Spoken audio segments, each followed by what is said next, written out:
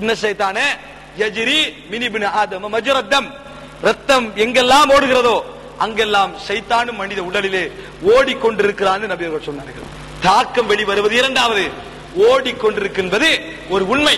எங்கள் உடலிலே ஷைத்தானுக்கு ஓட முடியும் என்கின்ற சிந்தனை ரசூலுல்லாஹி ஸல்லல்லாஹு அலைஹி வஸல்லம் இந்த சஹீஹ் புகாரியிலே வரக்கூடிய 1933வது ஹதீஸிலே எங்களுக்கு சொல்லி காட்டுகின்றார்கள்.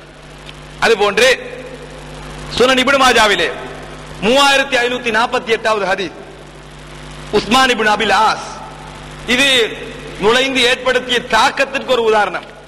அவர் தாயிஃபுக்கு ரசூலுல்லாஹி ஸல்லல்லாஹு அலைஹி வஸல்லம் அவரை கவர்னராக நியமிக்கிறார்கள்.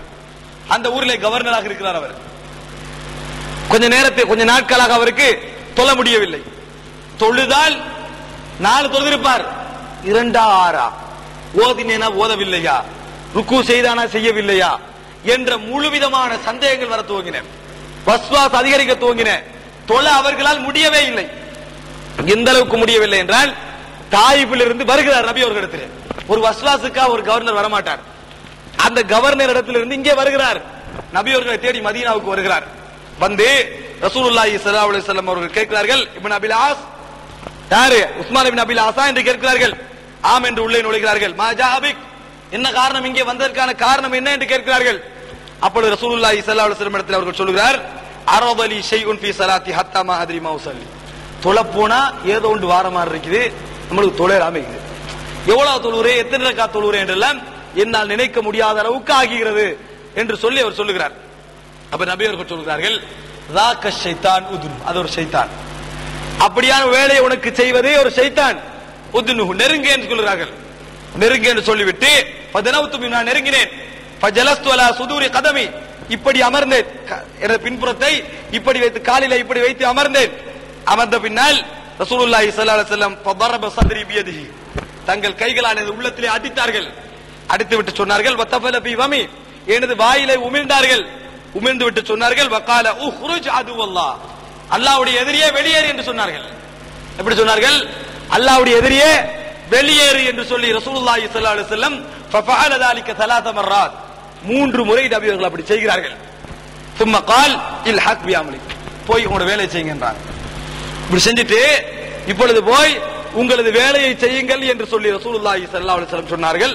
அப்பொழுது அந்த உஸ்மான் அவர் சொல்லுகிறார், உஸ்மான் இப்னு அபில் ஆஸ் என்பவர் சொல்லுகிறார், ஃபல உம்ரி, அல்லாஹ்வின் மீது ஆணையாக, மா அஹ்ஸிபுஹு காலத்தனி பாத், அதற்கு பின்னால் அவன் என்னோடு கலந்தான் என்று எனக்கு தெரியவில்லை.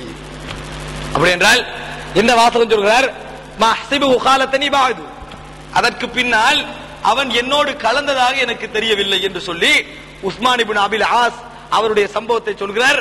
இது சுனன் இப்னு மாஜாவிலே 3548வது இலக்கத்தில் இடம்பெறக்கூடிய ஹதீஸ்.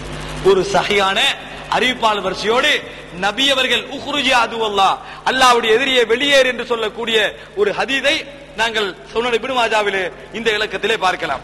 அதுபோன்று சஹீஹுல் புகாரியிலே கிட்டத்தட்ட 40க்கு மேற்பட்ட ஆதாரங்கள் இருக்கின்றன. அதுக்கு நான் ஒரு சிலதை உங்களிடத்தில் சொல்வதற்காகத்தான் இது கொஞ்சம் பகுதியை எடுத்தேன். சஹீஹுல் புகாரியிலே 3138வது ஹதீஸ், சஹீஹுல் புகாரியிலே வரக்கூடிய ஹதீஸ், ஜாபிர் இப்னு அப்துல்லாஹ் ரலியல்லாஹு அன்ஹு அவர்கள் அறிவிக்கக்கூடிய ஹதீஸ். ஹம்பிருல் ஆனியத், நீங்கள் உறங்குகின்ற பொழுது உங்களது பாத்திரங்களை மூடிவிடுங்கள். வ அவுகுஸ் சுக்யா, அதாவது நீங்கள் அலைத பாத்திரங்கள் தண்ணி எடுத்து ஊட்டுகிறீர்களே, வாளிகள் இவைகளை எல்லாம் கட்டிவிடுங்கள். அவுக்கு என்றால் கட்டுங்கள், கட்டிவிடு என்றால் அன்றைக்கு தோல் பைதான், அதை கட்டிவிடுங்கள் என்று சொல்கிறார்கள். அதே போன்று வஅஜீஃபு அல் அப்வாப, நீங்கள் உங்கள் கதவுகளை எல்லாம் மூடிவிடுங்கள். வக்ஃபிது சிபியானக்கும் வஅக்ஃபிது சிபியானக்கும், அதாவது உங்களது சிறுவர்களை எல்லாம் வீட்டிலே கட்டுப்படுத்தி வையுங்கள், வீட்டிலே கட்டுப்படுத்தி வையுங்கள். இந்த இஷாவுடைய நேரத்திலே, இஷாவுடைய நேரங்களில் பழைய காலத்தவர்கள் சொல்வார்கள், இருட்டுப்பட்ட சின்ன புள்ளல வெளியிடவானாங்க.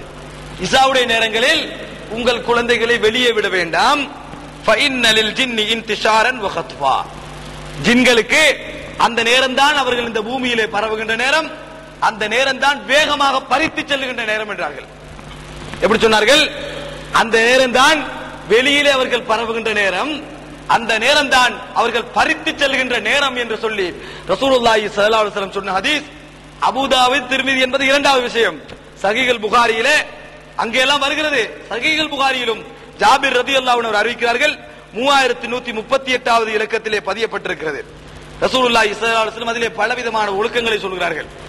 இன்னொரு ஹதீஸிலே அந்த நேரம் முடிந்து விட்டால் குழந்தைகளை விட்டு விடுங்கள், அதற்கு